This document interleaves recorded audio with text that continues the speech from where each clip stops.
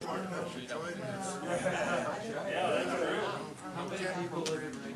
about 100. There's about 100 people. Where does the revenue come from? Water in our sewer. Wow. We have no police force. We have no. We have.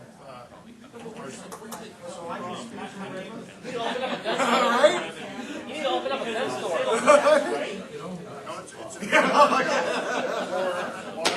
No, it's water in our sewer is $55. Oh, you tax that. Yeah, we run that town about $60,000. Yeah. You need to open up a gun store or something. Yeah. Liquor store or something. You see that one in Bacon, or the one in Callahan? That's the one in very nice. How are you? Yeah. We don't want to. Yeah, that's why a gun store, everybody is to be done at the end of the day. Close it up, be done. Yeah. I think the gun store will be alright. You're all right with $75,000 a year? You can make it work? Yeah. How are you today? Good. Dave, you want to meet our lobbyists? Heck no, I'm getting guys. Dave, you should welcome lobbyists into the fold because the only thing works is lawyers are lobbyists. That makes you and I a little higher. I still am a lawyer. I'm not recovering. I'm still there.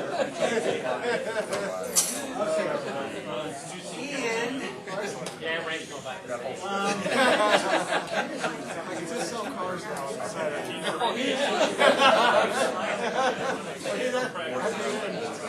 I did, yeah. Introduce our lawyer, our other councilwoman.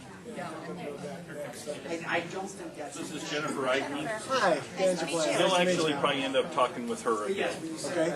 on occasion, especially if there's stuff that needs to be worked out. Yeah, no, it's Yolanda, can I introduce you to our new lobbyist? Yes. Yolanda's one of the city council women. She's new. This is Dan Jablan. He's our new nice to lobbyist. meet you. So my cards. Yes. I guess I can't say you're new anymore. You've been on almost a year. 8 months. Yeah. Yeah. So, Well, yeah. Glad to keep him out of here and Oh yeah, no, getting our name out there. so Absolutely. Yolanda's very transit issues are something that's very important for her. She represents a community that needs a lot of transit issues, and she has a sight impediment, so she's here with her guide dog Puma, and Just say it, I'm blind. travels along whatever. We're way over there so they know like and this is Jacqueline. I'm getting there. Jacqueline is my legislative aide. Hi, Jacqueline. How are you? She just got hired about a week and a half ago. excellent. Are you like another version of Tim Geithner? Sure. I guess similar. Oh, okay. Yeah, to be Just a lot of it, just she's my eyeballs. Just help. Yeah, that's awesome. That's good. That's great. Wait, if you get eyeballs, maybe they should hire somebody to be my brain. I want to get someone that makes me Well, look you know, better. that might I need a body double. I need a body double. Mr. Mayor, can you introduce our new lobbyist here?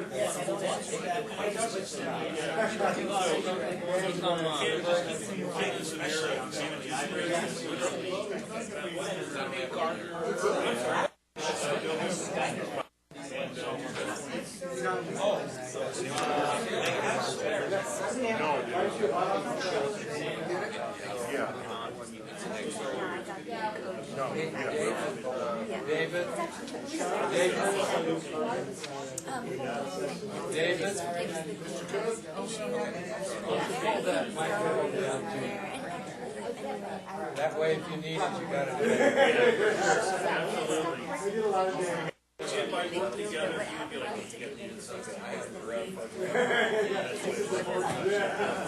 Okay. I don't like it when I see too many voters smiling. I know. Everybody seems to be right.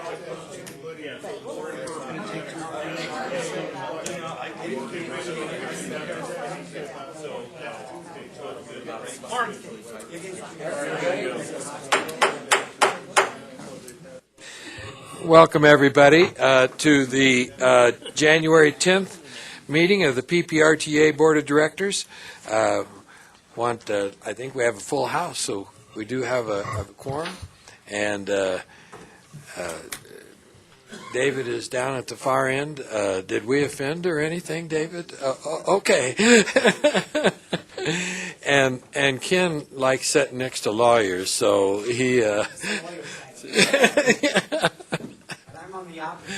Yeah, that's exactly right. You know, Mr. Chair, I believe we have more lawyers than we don't on this board now, so a little respect, please. I was going to say that's very scary. What's scary is seeing lawyers smiling as much as they have been in the last couple minutes. Okay, well, let's get started. Is there a motion to approve the agenda? Second. All in favor, say aye. Aye. And opposed? Okay. Is there anyone in the audience that'd like, this is the time for public comment. Anybody in the audience like to speak on an item that's not on the agenda? I don't see any hands being raised, so we'll move forward. The minutes of the last meeting on December 13th were sent to you. Is there a motion to approve the December 13th minutes? So moved. Is there a second? Second. All in favor, say aye. Aye. And opposed? Okay. All right, this is the first beginning of the year, and we always have election of officers at this time. I do want to point out to everybody that representing El Paso County this year is Lajinos Gonzalez, Mark Waller, and Stan Vanderwerf. Representing the city of Manitou Springs is Mayor Ken Giray. His alternate is Jay Rohrer. From Rama is Mayor Dennis Carpenter, and with Turner Smith as the alternate.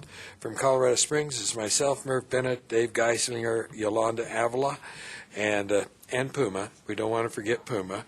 And the alternates are Don Knight and Richard Scorman. And from Green Mountain Falls, Tyler Stevens with the alternate David Cook. And David, we're glad to have you here today. Thank you very much. At this time, we need to, each year on PPRTA, we have to elect officers, and the officers have to change at least as the president and vice president, chair and vice chair. This is a year for the chair. 2018 is an even year, and this year the chair needs to be from the county, and in last year it was from the city, and it alternates back and forth. So I'm going to open nominations, and I'm going to open nominations with nominating Mark Waller as chair. Is there any other nominations for chair? Hearing none, then I'll close nominations. All in favor of Mark Waller as chair, say aye. Aye. And opposed? Nay. I was going to say it was a very close unanimous vote, but yes. I didn't hear the second. I was going to second, but then we just went through it. So Oh, I'm sorry. I thought I heard. can you I thought I insert my heard a second in second. there? Legally, Okay. can you insert my second? Okay. Yeah. Yes. Stan Vanderwerf is the second. I went too fast, didn't I? Sorry. All right, let's open it up for vice chair. I guess you were ready to get rid of the gavel right away, huh? Holy I mackerel. thought we were going to do it at the end. Yeah, Is there a nomination for vice chair? Mr. Waller, did you have a nomination? absolutely. I move that we nominate Council Member Geislinger to Second. be vice chair. And we got a second. That would have been too good for our level of. All right, any other nominations? All in favor of Dave Geislinger as vice chair, say aye. Aye. And opposed? And it was Lajinos Gonzalez that was the vice chair. And then we do need to do a secretary, is that correct? Board secretary, yes, please. And in the past, the board secretary has always been our representative from the PPRTA, PPACG, and so I would recommend that we continue with Rick as our board secretary. Is there a motion for such? I nominate Rick as the board secretary.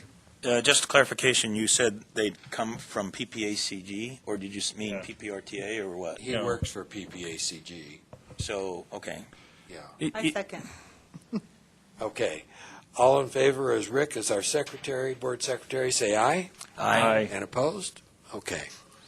Just, we have, just before we move on, in the past, the secretary has always been the head of PPACG, and in our pre-meeting board, in our agenda planning meeting, we thought the next chair of CEO of PPRTA and PPACG won't be here until March or late February. So we would like to keep Rick here, and then we'll leave Rick in that position until the new CEO decides if he's ready to take that, because there's going to be a learning curve anytime a person takes a new job. So, and Rick's done a great job of working with us, so we really appreciate it.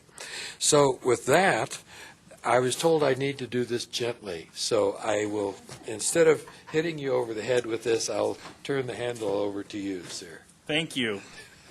Well, I tell you what, you move through this life in relative anonymity, keeping to yourself, and somehow you end up with a kick me sign on your back. I don't know how it works in my case. All right, item number 6, the Citizen Advisory Committee report. Please, sir. Thank you, sir. Jim Godfrey, Chair of the CAC.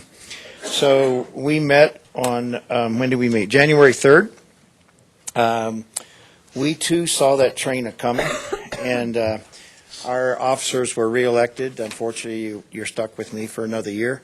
Rev Williams is our first vice chair, and Tom Viersba was our second vice chair. I serve at the pleasure of the committee, and I appreciate their nomination and trust in me to do that. So, after that business, we did review some Colorado Springs city contracts. There were 6 of them for review. Not a lot of discussion regarding any of them, and a unanimous recommendation is for those recommendation to you that all of those be approved. City of Colorado Springs monthly change order request. There was a monthly change order request for a project on Mark Shuffle. It's an information-only item, but we had no discussion or problem with that at the time.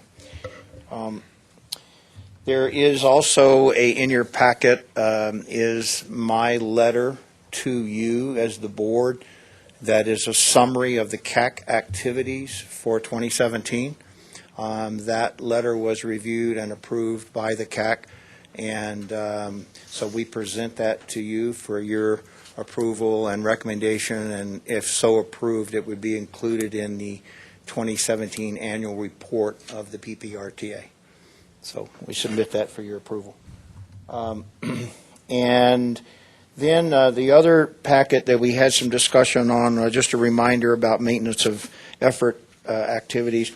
But the other one is policy number 29. In your packet is a draft policy number 29. The actual policy, the 1-sentence, 2-line policies on the back of that memo. But you may be aware that the policy for the RTA shows that change orders of, on capital projects over a certain dollar value or over a certain percentage of the project need to come to you guys for approval through the CAC to the board. That does not and has not included change orders for maintenance contracts, and there are some fairly large maintenance contract orders. And so the city came forward working with the county and proposed a policy and procedure. We were concerned about the workload. We've talked about this at several meetings over the years. We're concerned about the added workload on the staff for reporting to that. The city and county have said that it's not a big deal. They keep a log of that stuff anyway. And so they're just going to cut out those ones that are appropriate to this policy. And so we did review that policy, and we make a recommendation to you that you approve that as well. And that's about it. Are there any questions for the CAC chair? Thank you, Mr. Godfrey. Appreciate the update. I move that we accept the monthly report of the Citizens Advisory Committee. I'll second. All right, all those in favor of agenda item 6A, please say yes. Or Yes. aye, whatever. Yes. Yes, aye. All those opposed? All right, that passes unanimously. And do I have a motion on acceptance of Agenda Item 6B, the annual report for CAC activities? Second. All right, it's been moved and seconded. All those in favor? Aye. Was that better? Was that a little cleaner? Yeah. Opposed, please say, I don't think so. No, I'm kidding. Opposed? All right, that passes unanimously. You want to take the gavel back? On to. I'm going to remove Commissioner Gonzalez, please. 7:15. All right, on to agenda item number 7, Bad News Bev. Good afternoon. So our November sales and use tax figure is $8,020,000, and our budget for the month was $8,471,000. So we were short $451,000 for the month. So we are short so far year to date, or under budget by $436,000. And the next month's budget for December, which we'll receive next month at this time, is $9.6 million, and hopefully we'll have a really good December with retail sales up. That's what they're saying. Just hope. But the budget, monthly budget, is based on last year's retail sales, so it has to be above last year. And then on page 2 is an illustration of this year's sales and use taxes compared to last year's actual, and we are ahead by almost $4.5 million.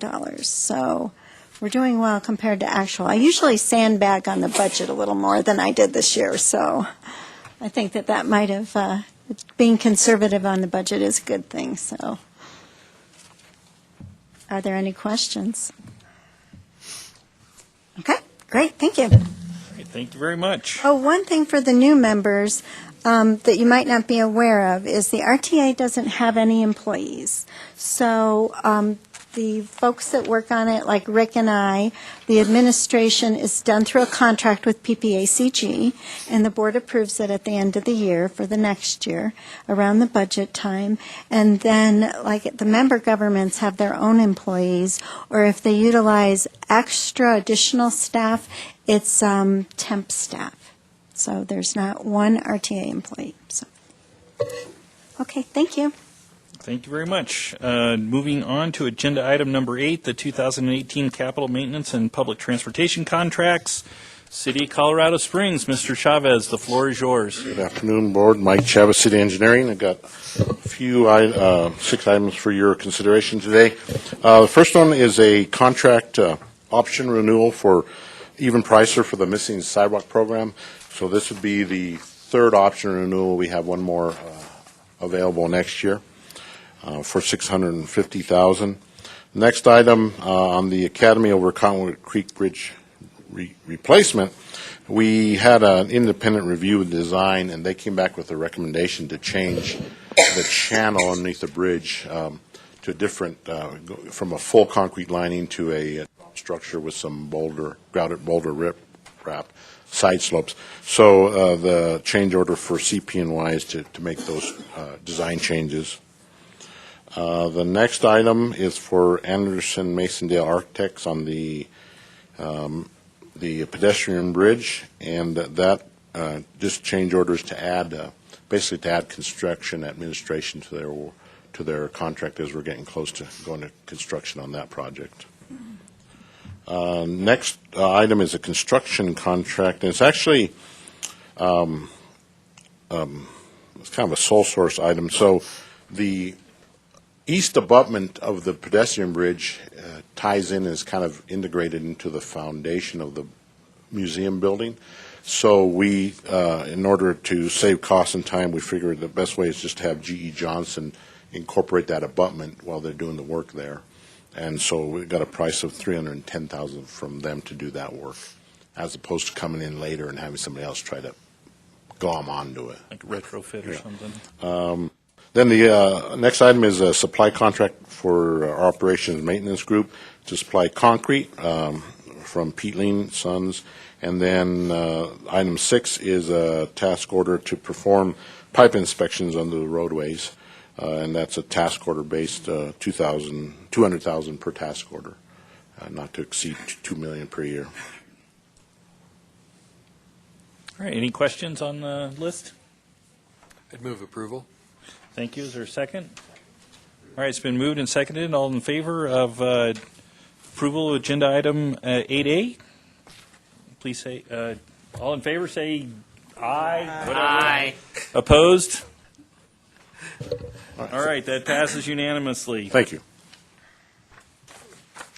All right, on to agenda item number 9. Other reports, City Colorado Springs Transit Services Monthly Report.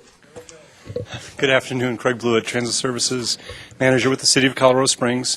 Our report is in your agenda, just a few highlights. For our local route service, we did see an increase for November 2017 compared to November of the previous year.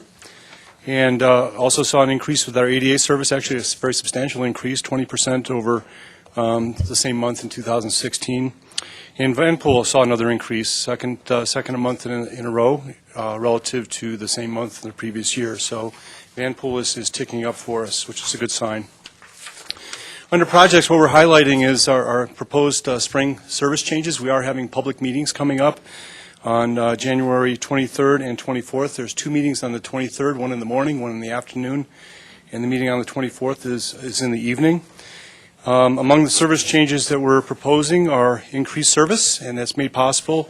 These changes in particular are made possible by PPRTA funds, so we're very appreciative of the funds that we get and our ability to add service. So we're adding some off-peak service. We're adding, in 2018, the 2 service changes, one in the spring, one in the fall. The one in the spring is off-peak, so it does not require additional buses. In the fall, we're going to be proposing to add peak hour service, which does require more buses. We have buses on order, and we'll receive them by that time. What's a bit tricky for us is it takes between 15 and 18 months to get a bus once you submit your request. And so we need to make sure we plan carefully as we try to anticipate what service funds, operations funds we're going to have, and the buses we're going to need to provide that service. Also, the other changes, we are going to be removing our long-term detour with the Cimarron I-25 project wrapping up recently. We did have to have a detour during that while under construction where we had a bus that went up Cimarron and we moved it over to Colorado. We're able to move that back now that the project is fully complete. And then finally, we are proposing a fare change with regard to our Metro Mobility customers. They currently can ride fixed route for free. We're proposing to change that to half fare in October, so there's plenty of time once we make that decision for a notification to go out and ensure that folks know that that change is going to happen. Again, these are proposed. We are required to go through a public process, and we will be taking comments up until January 26th. So they have those meetings on the 23rd and 24th, but we'll take comments up until the 26th. We have that information out on Twitter, Facebook, city's website, brochures on every bus, audio announcements on every bus about proposed changes. That's all I have. All right, I think we got a question. Yeah, could you, just so everybody knows, could you say where those meetings are going to be held? Sure, and I've got brochures I can pass out if you're interested. But the meeting on 23rd, there's a meeting at 9 o'clock to 10 o'clock at the City Council Chambers, the City of Colorado Springs City Council Chambers. And same location for the afternoon at noon, from noon to 1.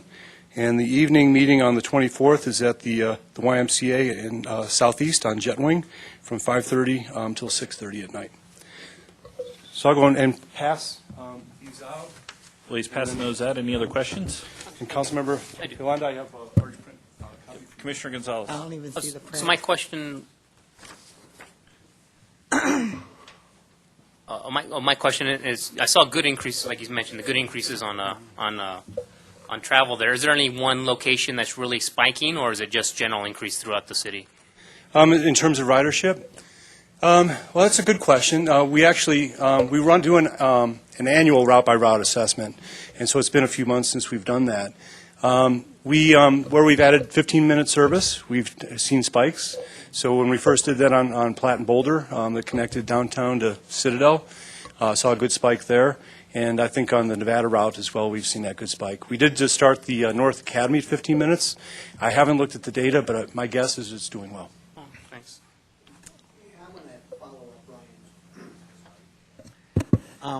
The numbers generally look good on a monthly basis, but the weekday ridership is down 10,000 and the Sunday ridership is up. Is there any kind of explanation for that, or do we need to wait for that route by route assessment that you're looking at? Well, I just looked at this again today. Usually we indicate how many weekdays and Saturdays and Sundays there were in the previous month as well. So there could have been a change in November 2017 compared to 16 in terms of the number of days in the week. So if there was another weekday, we'd have more weekday service. Gotcha. I can look at for the year where we stand weekday versus Saturdays and Sundays as I well. think that would be helpful when we get You bet.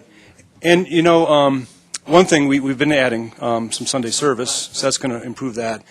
Secondly, a lot of our riders are in the retail and services industry, and as you know, a lot of that is on weekends, and that's, some of the importance of really improving that service. So we can probably tap into that a little bit more, and I'll try to do that, Councilmember. Hello? Yep, Commissioner Avila? Councilwoman? Oh, Councilwoman, sorry. Thank you. I gave you promotion there. I Thank you. apologize. Oh, did you hear that, Apologize Murph? for that. promotion doesn't necessarily mean enough grades.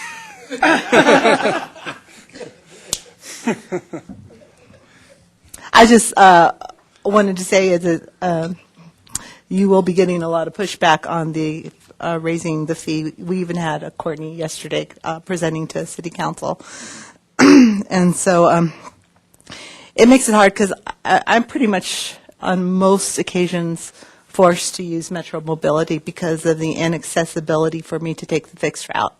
Again, a mile to the first bus stop to go downtown, and it being inaccessible in walking that mile. If I have a lot of time and the weather's perfect, then I can do it. So it forces me to use Metro Mobility, which is pretty high when you're using Metro Mobility. I kind of would want to know is that I think the last week of the month, or maybe week and a half of the month, the usage for Metro Mobility drops because a lot of the people that use Metro Mobility are on really fixed Social Security type disability incomes. Is that accurate? I don't know.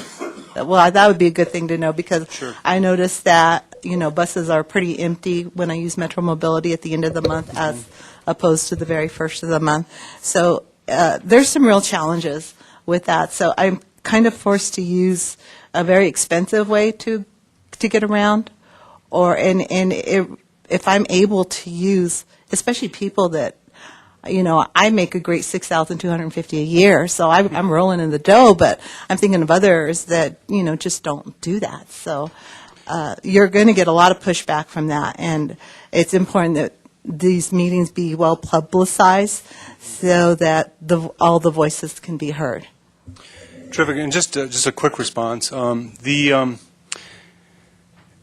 The reason we provide or we allow Metro Mobility customers to ride for free on fixed route bus is that a lot of disabled folks have good days and bad days, and or maybe nighttime, daytime kind of thing, and we want to provide a financial incentive to ride fixed route bus whenever able. And it's really the intent is to save scarce transit dollars by doing that. Every ADA ride we provide costs us $25 each way, so it's a $50 round trip. The financial incentive is Metro Mobility is to the customer is $7 round trip and currently free with the bus. We're going to half fare, which would be $1.70 per bus. So the financial incentive goes from $7 per round trip to $5.30 per round trip. We feel that the change improves equity while retaining the financial incentive to still ride the bus when able. So from an equity standpoint, we actually have two different groups of disabled people, some paying half price, some paying nothing, and we want to provide equity where we treat all disabled folks the same, and that also everyone who rides the bus is financially contributing to the cost of providing the service. So that's the logic, and we are sending out a mailing to everyone who's a Metro Mobility customer, because we do have mailing information on those. And as I said, announcements on buses and Twitter and Facebook and some of the other things through social media. So we get that. Realistically speaking, I would be surprised if we don't get opposition from people who are currently riding for free that we're going to start charging a fare. Well, I wouldn't mind riding for free if it was accessible. Yes. I wouldn't mind paying for it. I have Yeah. more than income. Yes. And we expect to get a lot of comments. All right, anything else? Thank you. Thank you. 9B, the Colorado Springs presentation of 2C work, please. Good afternoon, Corey Farkas, Colorado Springs Public Works. This is a presentation that the CAC had asked me to give in December. And it's basically an update of 2C, but I wanted to take it beyond that and kind of show a whole picture of not only 2C, but also what we're doing with the PPRTA dollars that we get every year. When 2C came along, one of the things that we've always talked about is what a force multiplier it has become, not just because of all the pre-overlay concrete and paving that it's been able to accomplish, but also to increase all of the programs that we have in PPRTA. In other words, we don't have to use our PPRTA funding for as much pre-overlay concrete and paving anymore. We can increase our chip seal, increase our crack seal, and all of our other preventative maintenance programs. So I wanted to be able to show everybody that as well. So first, to kind of start off with the 2C, and Councilmember Bennett, you've obviously seen these before. These are from our 2C committee meetings. But what you're seeing here is as of December, when we originally gave this, and we are tooling these numbers just a little bit on this. We will be giving the 2C committee a new update for an end-of-year wrap-up in February.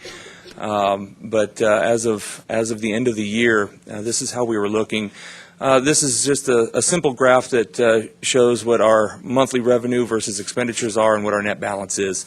So obviously early in the year, when it's typically cold, unlike this year, we don't have a lot of expenditures going out. We are doing some concrete during that, but it's slow productivity during the colder months.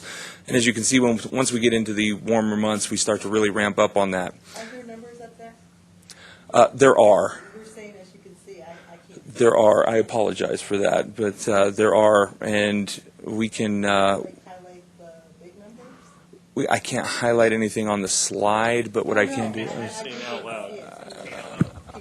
Gotcha. So when in the month of August, for example, you're looking at approximately $5 million in revenue, just under that in expenditures. Our net balance at that point in time is just under $20 million for that. And as we move through the year, again, in the summer months, our expenditures tend to go up. In the month of September, we're just under $10 million. In the month of October, starts to dip down just a little bit as the days start to get a little shorter and a little colder. We're at about $7 million, and then November go down just a little bit from there. Our revenues have stayed fairly level throughout all of these months at right around $5 million. At the end of December, our net balance is sitting at about $6 to $7 million in the bank. Is that an actual number now that we're at the end of the year? It's a projected up there. Correct. So again, this is from our quarterly meeting, which would be the third quarter. We don't have fourth quarter numbers until the February meeting that we have, which is an end-of-year wrap-up for all of 2017. So we put this in as projected numbers. Everything on this side is obviously actual. Just another question, Mr. Chair. Yeah, Commissioner Vanderwerf. Thank you. So I just want to make sure I understand the chart. As far as looking at the expenditures, which are the red bars, they're fairly low in months that you would expect a lot of work, say, for example, the example there in July. Is it because they do the work in June and July, then they invoice and you pay in the later months? So somewhat, yes. You're going to see a really low July. So this past July, we had record-breaking numbers for rain. At the airport, we recorded 8 dry days during the month of July this year, and that's again at the airport. We had rain up north where we were doing work. So for the month of July, we had very little work going on, but there is a lag between when the work is on the ground and when we actually get invoiced. Typically, you'll see the expenditures in December skyrocketing because everybody's trying to get that invoicing in before the end of the year. Thank you.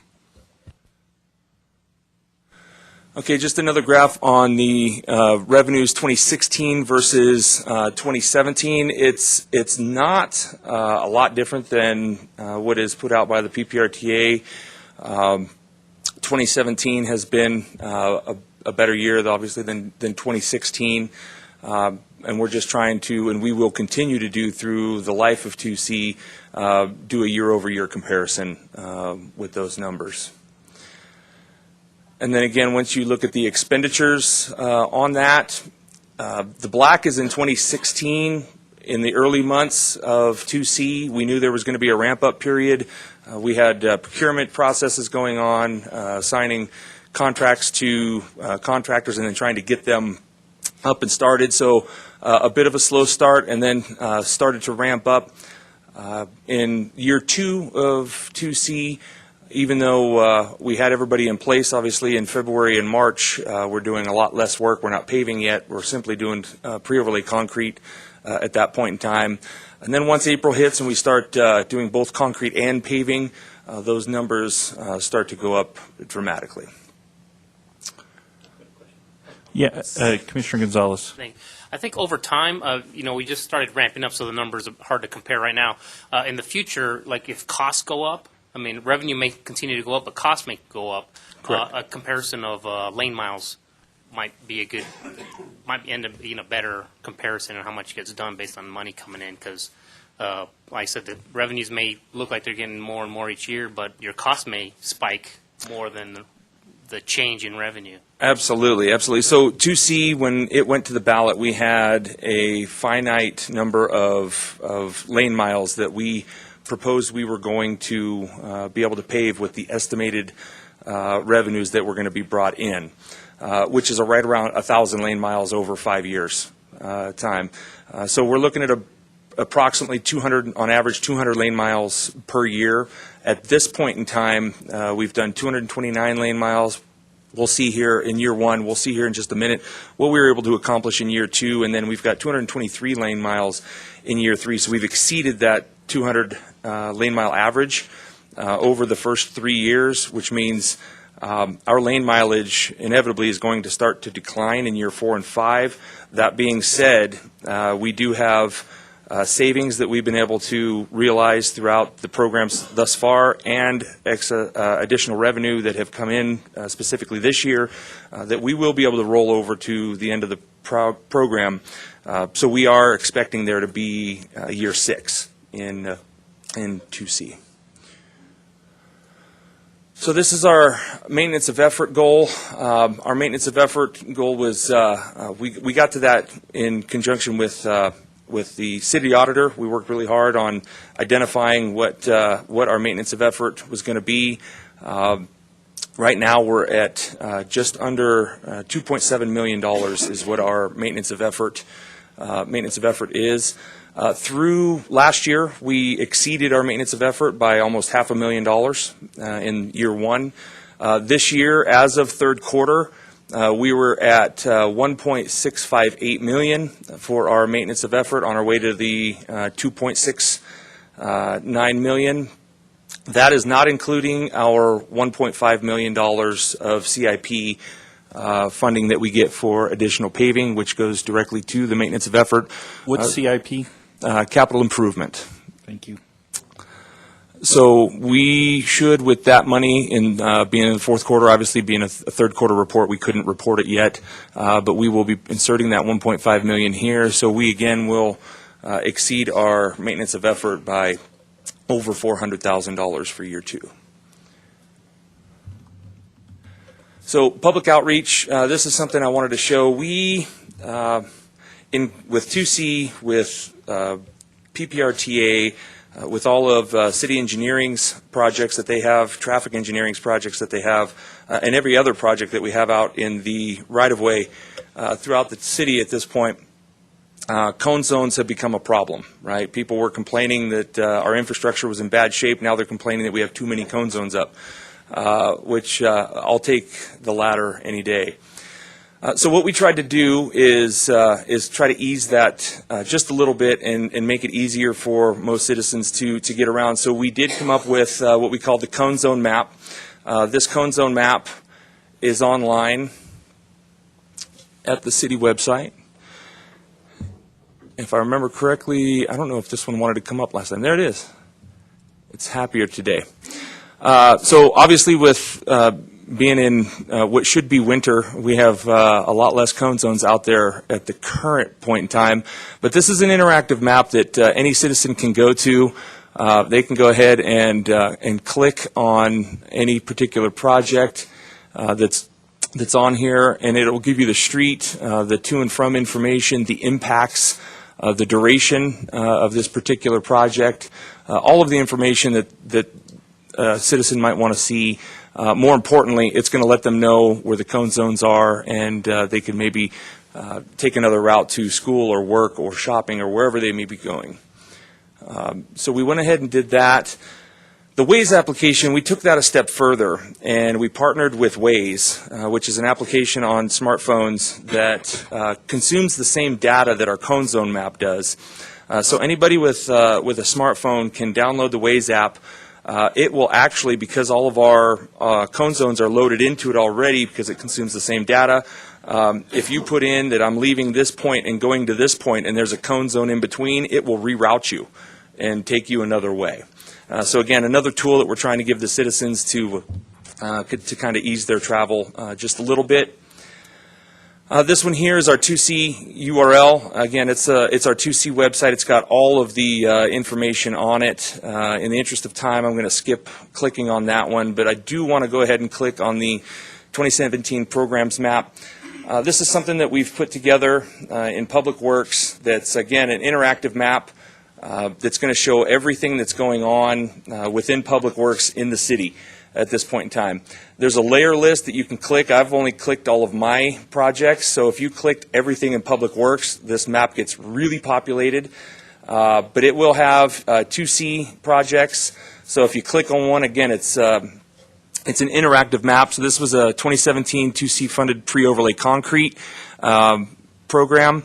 It'll tell you, again, the street, the to and from, how many lane miles were touched, the status at the time was in progress. We were still working on this when we originally did this presentation, the estimated cost, and then we also put on actual costs, dates complete, all of that information.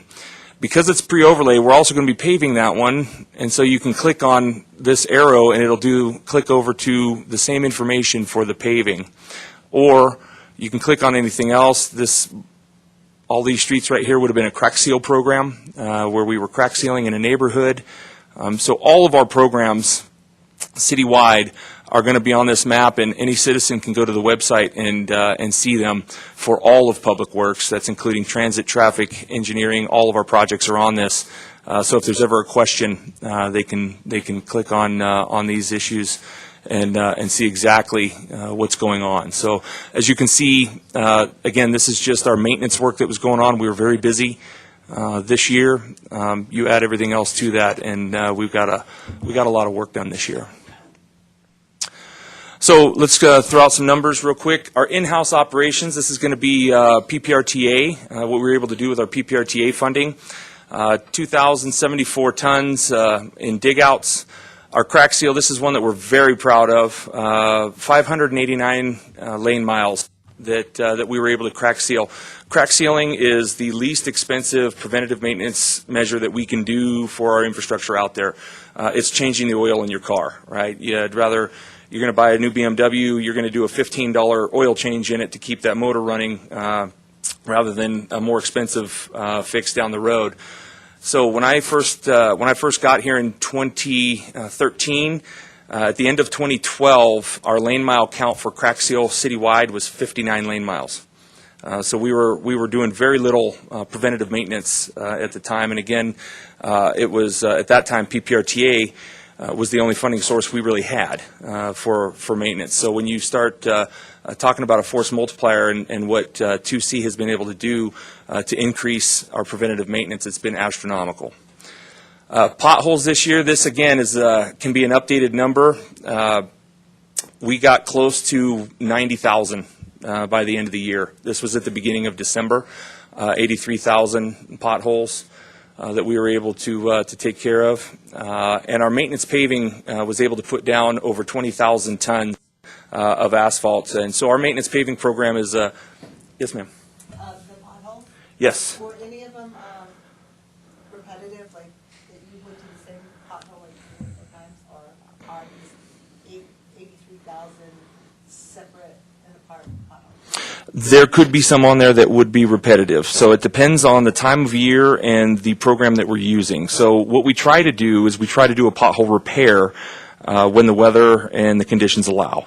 And what that is a proper repair. We would come in, we would square the sides of that pothole, we would take out any impacted subgrade, replace that subgrade, tack the sides, and we would put that asphalt back in and compact it. Depending again on the time of year, sometimes the temperatures outside don't allow us to do that, and we do what's called a pothole fill instead of a repair, and that's just putting in hot or cold mix asphalt to make the roadway passable and safe until such time as we can get back and do a proper repair on it. So yes, there could have been some in there that would have been repetitive, but again, the whole premise behind trying to do the repairs is getting out there and not having to come back. That's why we also do a dig out program and a maintenance paving program, is so that we can eradicate a number of potholes that our pothole trucks tend to go back to repetitively. So if we have a section of roadway that we seem to have a pothole truck on constantly, rather than continuing to send that pothole truck back there, we will go ahead and drop a mill on it. We'll do our maintenance paving program. We'll do a lane width wide, for example, for maybe a couple hundred feet, and pave that back and take out a number of potholes or potential potholes in the process. Because the thing about potholes is we might fix a pothole in an alligatored section of roadway, and within the next week, not a foot from that pothole that we repaired, a piece of that alligatored asphalt might pop out and another pothole is formed. By doing the maintenance paving, again, it's kind of a strategic and surgical paving program that we can come in and eradicate in long sections of that. And then again, our PPRTA markings program, all of the crosswalks and legends, over 109,000 square feet of crosswalks and legends we were able to put in, over 1,100 miles of long lines that we were able to paint. Our sign maintenance and installation, just under 10,000 signs that we were able to maintain and install. Again, with PPRTA, when you're talking about resurfacing, our contracted dig-out programs, that was all in-house. These are our contracted programs. Contracted dig-out, over 1,300 tons of asphalt that was able to be put in. Our contracted crack seal had over 391 lane miles that were touched. So when you're talking about crack seal, we're doing just under 1,000 lane miles a year at this point with our crack seal program. Chip seal, 123 lane miles, and paving. Through the PPRTA last year, we were able to get 17 lane miles of paving down on top of what we were able to do with 2C. And then our PPRTA concrete, year to date at that point, 47,000 square feet of sidewalk, over 14,000 lineal feet of curb and gutter. Here's a couple of numbers that we're really proud of. These are added to the 2C, will be added to the 2C later on. But our new pedestrian ramps, we were able to put in 86 new pedestrian ramps with our PPRTA program, and we were able to retrofit 63 ped ramps with our concrete program. And again, we'll take a look at 2C here in just a second, and adding those in, we got some pretty astronomical numbers for what we've been able to do this year.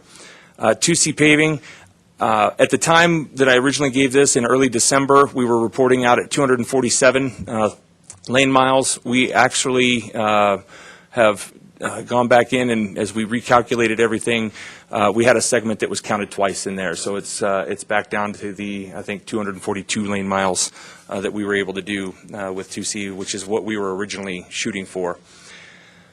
And then our CIP paving an additional 8 lane miles on top of that. You go through these concrete numbers, again, skipping down to the new ped ramps, 79 new ped ramps with our pre-overlay concrete for 2C, and we retrofitted 992 ped ramps with 2C this year. Again, we're really striving at this point to, with our concrete programs, bring the city into ADA compliance with all of our ped ramps and corners. Some gee-whiz totals. Again, the total lane miles paved, we need to take about 5 lane miles off of that, but we were reporting at the time 272, so we'll go to 267. 267 total lane miles paved within the city this year, which is we're calculating that by the end of next year with 2C, at the end of year 3, we will have almost caught what we were able to do with paving in the first 10 years of PPRTA. So again, we're able to, with 2C, get more paving done, but just as importantly, we're able to do, with the PPRTA dollars, we're able to do more preventative maintenance than we ever have been able to. Again, total crack seals at 981 lane miles, and then the pedestrian ramps, we were able to either build or retrofit 1,220 total ramps this year.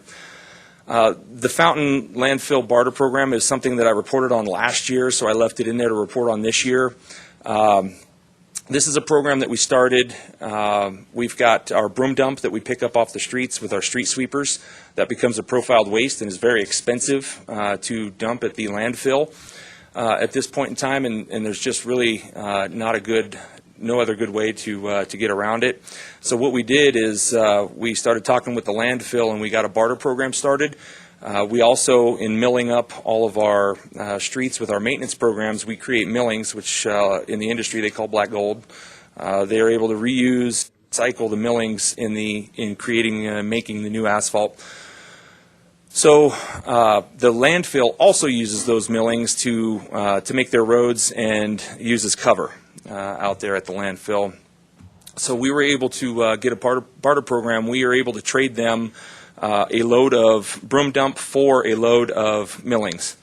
It allows us to be able to get rid of both our broom dump and millings because we don't have a place to store the millings that we create, so we end up having to get rid of those as well.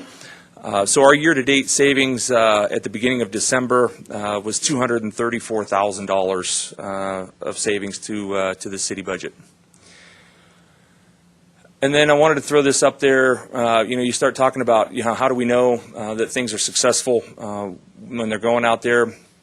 In 2015, we had submitted to the City of Colorado Springs Risk Management Office 546 claims on vehicles due to pothole.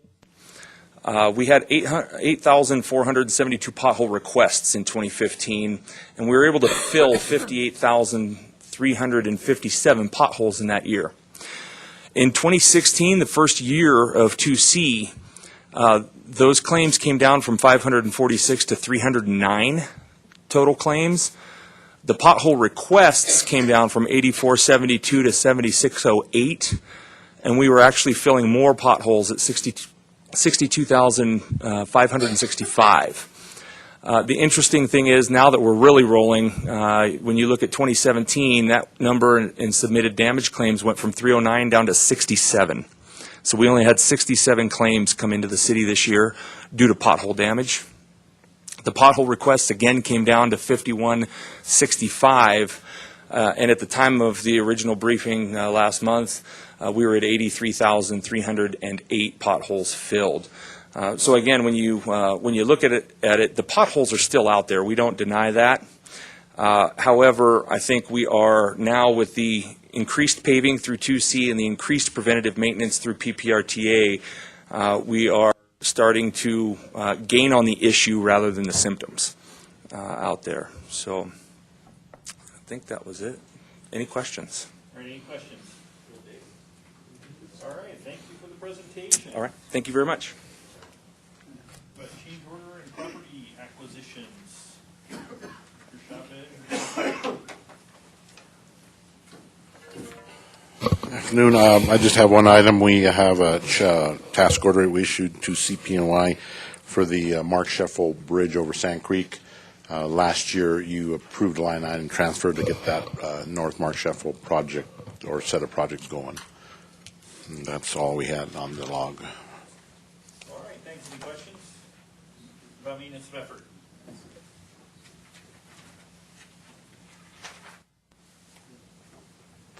Mr. Sonnenberg. And I'll be taking the next 5 items after this one as well. So, item 9D, maintenance of effort report. This is simply information. As you'll recall, the establishing IGA and the successor documents have a clause in there that it's the intent of the parties that funding from the PPRTA will not be used to substitute for or reduce any party's maintenance or the city's transit. And in other words, the base year of 2004, which is pre-PPRTA, because PPRTA didn't start till January 1st of 2005. So whatever the member governments were spending on their roadway maintenance, or in the city's case, also transit, in their the base year of 2004, they should not drop below that in future years. And that report is due in the February CAC and board cycle each year. The member government staffs have been advised that they need to provide those reports for next month. So I'm anticipating that all member governments will comply with this clause, and that it'll just be a formality. So this is just information. This month it'll be an action item next month. Any questions on 9D? Okay, moving on to 10. 10A. This is the draft board policy 29 regarding maintenance contract change orders. Jim Godfrey covered this. It's simply to begin asking for member governments to report after the fact, not pre-approval, just after the fact, any change orders to maintenance contracts, the contracts of which you've seen and approved. So any change orders of 25% or more after the fact. So the policy's on the back. It's one sentence.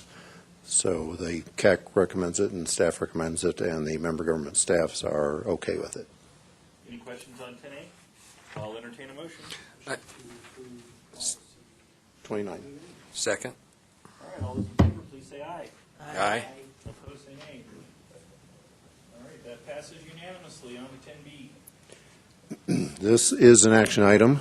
In your bylaws, you've required yourselves to designate the location for the posting of your meeting notices. And in the past, that's been the PPACG front bulletin board and the PPRTA website, those 2 locations. Okay, any questions on that? Are we good to keep it the way it is? I'll entertain a motion. I'll move for approval. All right, all those in favor, please say aye. Aye. Opposed? And that passes unanimously. 10C. Legislative report, as the board recalls, at the last monthly meeting, the board directed me to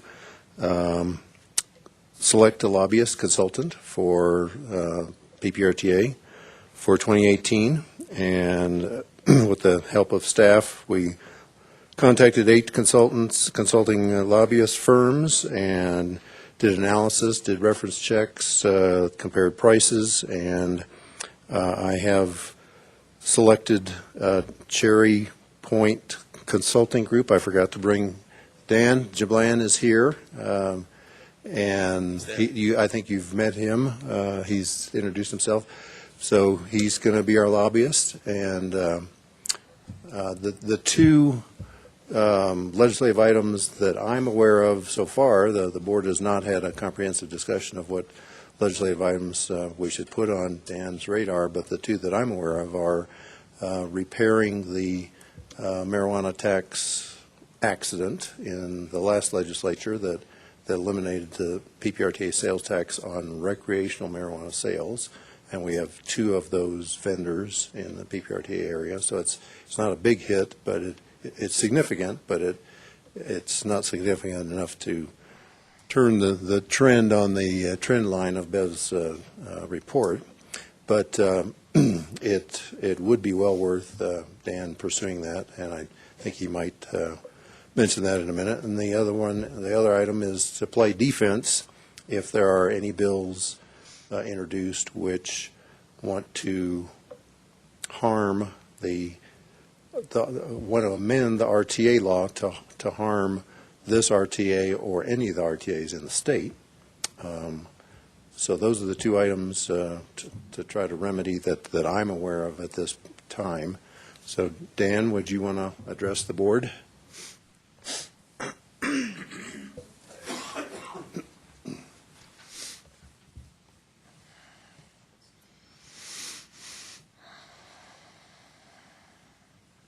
Thank you, and it's really my pleasure to be here, and I look forward to serving at the pleasure of the board. Just a quick update on both of those issues. I've actually been working on a fix for 267. Last night at the pre-session events, there's a bill draft, which I will have, that I will get to Rick and whoever else you want me to get the draft to look at on that. So we are working on a fix. We have co-sponsors and sponsors for that bill right now, so we're starting to look on that, and that should go early in the session to fix the marijuana issue. We're looking at playing defense. I know Representative Landgraf had some possible negative legislation for the RTAs coming up, and so I'm actually going to meet with her and the minority leader this week just to make sure and see where they're at and get out in front of that. For many years, I was a competitive martial artist, and I've always found that it's better to be on the offense than the defense. So I like really to get out in front of the issues rather than wait for them to come and slap me in the head. And the legislature is a contact sport.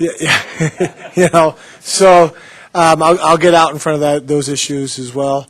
It will be an interesting session. It'll be a very loud session, but being an election year, I don't know who's going to step out and want to give the other side ammunition to use for mailers.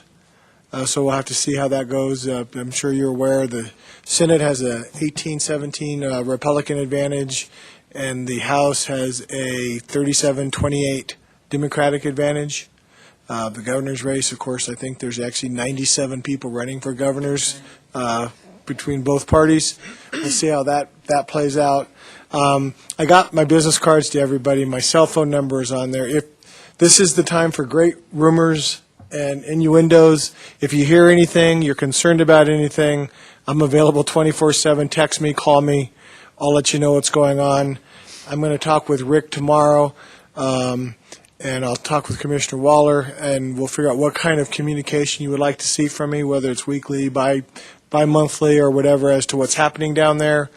But I can promise you if there is any issue that's going to affect the RTAs, I won't wait for a regular communication. I'll get right on it and fix it. But please feel free to reach out to me anytime with any questions. I'm there to serve for you guys. Thank you. Yes, sir. Dan, Sure. Councilmember Geislinger. thank you. I'm not a martial artist, but I also believe in playing offense when you can. Can you speak up, Dave? Sorry, I'm not a martial artist, but you already know that. Is it at all reasonable to approach any legislators at this time about a bill to protect current RTAs? In other words, I understand that the proposal, in essence, is that you don't grandfather in the tax benefit of RTA, and somebody else can come in and annex it and say, you know, too bad, so sad. Is there at all a thought to or a possibility of getting somebody to sponsor a bill to say once you're in an RTA, you can't do that? Yeah, I mean, Commissioner. So what I hear you saying is, where basically you're talking about the land graph bill. Right. And, Right. the negative impacts it'll have, but what you're saying is there a draft piece of legislation out there, or can we run a piece of legislation that says, you can't do this? That once you're in the RTA, you are in. And so I'm looking at it from a philosophical standpoint of, A, is it worth it? B, do you think it would pass? Yeah. And do we want to go down that road? It's a purely philosophical issue. We can certainly play defense against the land grab bill now and play defense against it in the future, or we can simultaneously talk about let's correct the legislation to say once you're in, you're in. The only thing I would say to that, and Dan, please jump in and correct me, that doesn't, while you might be able to pass a piece of proactive legislation, that doesn't prevent the land grab bill coming back year after year after year, because you can repeal it even if it's been put there. So I'm not sure that there would be a tremendous amount of benefit in doing that, maybe some. And I think the other thing we would have to think about is, how does that impact the other RTAs across the state, and kind of, work with them, and I don't know. It's just a thought, and at some point, because I assume, there's probably going to be some interest from other lobbyists and other RTAs dealing with this issue. I'd be interested to know what the thoughts are on that at that point in time. I think that's a great idea to investigate that. I think one thing for this session that would be important is that we don't just defeat the land grab bill, we actually just demolish it and blow it up and kind of make her lose interest in, it's no fun to get your teeth kicked in every year on the same issue. So I think that a big thing now is to offensively play defense against that, get to the leadership, make sure she understands leadership's not going to support her bill, and go from that angle. Then I think your idea is great, is then if we can get to the other RTAs, see if there's, there is force in numbers down there, right? The more folks you have on your issue, the more the legislators like your issue. And correct me if I'm wrong, but at this point, we're not even sure if the land grab bill has been drafted or it's been introduced. Correct. I have not seen a draft. Well, no bills have been introduced, as you know, at this point, right? I'm going to meet with her tomorrow and see what her plans are, frankly. And if her plans are to move forward, I'm then going to go see the assistant or the minority leader in the House and just ask him to politely tell her no, we're not. The caucus won't support that bill. And we can call it the land grab bill. Yeah. If I might just Yes, Commissioner Vanderwood. thank you, Mr. Chair. I am not familiar with what that bill has said in the past. Can you just reiterate for me a couple sentences on what that was attempting to do? Jennifer. In summary, it says that wherever an unincorporated county is part of an RTA, a non-member municipality that annexes a piece of the unincorporated county that's within an RTA, the non-RTA municipality can eliminate the taxing authority of the ground that the non-member municipality has annexed, that's under which is an RTA that's been voter approved as to the geography. But a non-member can eliminate the taxing authority of a geography that the voters have approved. Thank you. That's all I needed. Well, so yeah, the other phraseology for this would be the Walmart bill, and the specific circumstance that we're dealing with here is, we did a bunch of RTA improvements. They build the Walmart. I don't know, it's like $10, $11, $12 million in RTA improvements. They build the Walmart. 25 million in RTA improvements. They build the Walmart, and everything's great. And then Fountain annexes the Walmart in and wants to take Walmart out of the RTA taxing authority. Well, we would like to have a return on our investment there. All right. Anything else for Dan? Anything else, Dan? No, thank you very much. I look forward to working with you guys. I'm going to run to another meeting. You do have my card. Please feel free to reach out to me anytime as you hear things, you see things in the paper. As I get bill drafts, Rick, I'll forward them to you. Jennifer, I would expect you would like to see those. Yeah, I was just going to say, are you going to be around for a few more minutes? Sure. Okay. Yeah, no, absolutely. So thank you very much. All right, anything else legislatively? No? All right, moving on to 10 Delta. Staff Field Review Report. This is simply the summary of my field review confirmation of the work that the member governments have reported that they've done in the last quarter. Information only. Any questions regarding 10D? All right, thank you. Moving on to 11, are there any requests for executive session? No, not for me. There's no update from last month's status. We're still waiting for a trial date to be set by the Court of Appeals. So, Hearing date. yes, I'm sorry, hearing date, yes. Did that just cover item 12 as well? Mm-hmm. All right, well, 12 are covered. Let's see, any member announcement? Should we go around the room, just put your hand up? How do we want to do this? Happy New Year. Happy New Year, everybody. Any other member announcements? Councilwoman Avila. I really wanted to thank Merv for his leadership as serving as the chair, and he's really supported me. I've been here 8 months now, and through my process in city council, as all my colleagues have. So I just want you to know, I really appreciate you, Merv, and the rest of this board, because I think we can do some great things in 2018. And congratulations, Mark. Well, I will second that motion, and all those in favor of thanking Merv, let's just clap.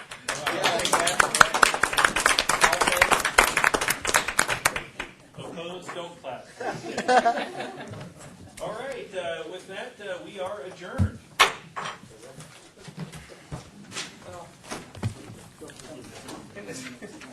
We'll get there. See, the problem is in the House, we used to say yes, not I.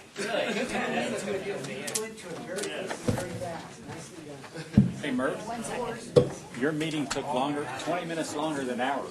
Is that new leadership or deal? I'm not going to comment on it. Thank you, Yolanda. Thank you.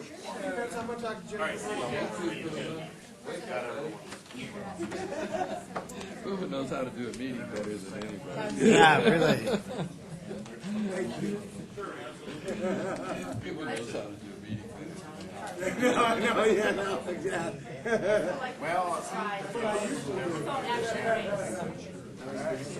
Thank you. Yeah, it'll be fun. Hi.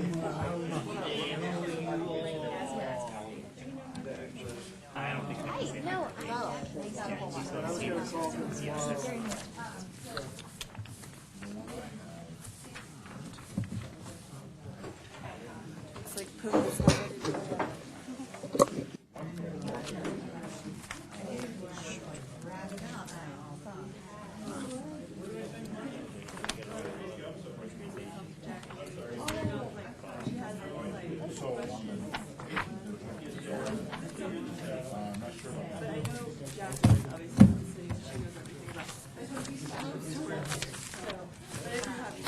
Good to see you again, Ken. Happy New Year. Thank you. Thank you. You too. These are one of the more. Yeah. And that one was longer than normal little presentation. The road is longer. ¿Todo bien? Feliz año nuevo. Yep, there's a green one right under the coffee. Oh, I started it off with the crud. How's the luncheon? Really good. She gave a presentation. Everybody's really good. In fact, Carmen had to cut it off, but nobody wanted it to be done. Oh, yeah. No, we had our housing, so we had gave a little bit of money to the ratio. We did. Okay, so small, She's still the county housing. She's still And then Colorado Springs is going to do some right proposed. I don't know if you guys have it or not. They got a project coming up. It's central, south, just